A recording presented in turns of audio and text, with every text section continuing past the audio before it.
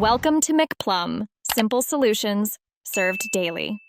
In this video, I will show how to take apart a Mini Cooper key. First, identify your key fob type, as designs can vary slightly. Next, find the small seam running along the edge of the key fob.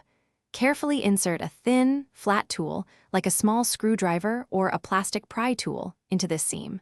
Apply gentle pressure to begin separating the two halves of the casing. Work your way around the edge until the case starts to open. Once the key fob is open, you'll typically see the battery. Carefully remove the old battery from its compartment. Pay close attention to its orientation, noting which side is facing up, usually the positive side.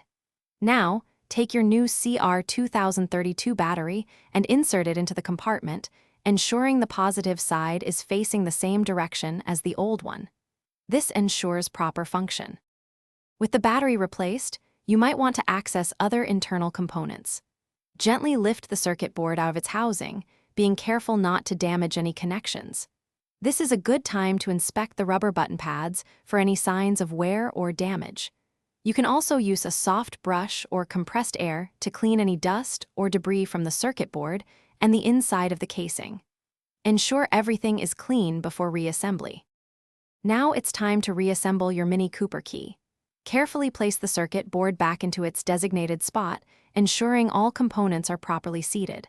Align the two halves of the key fob casing and gently press them together until they snap securely into place. Make sure there are no gaps.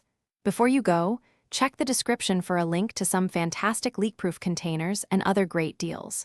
Finally, test all the key's functions, including locking, unlocking, and starting the car, to confirm everything works perfectly.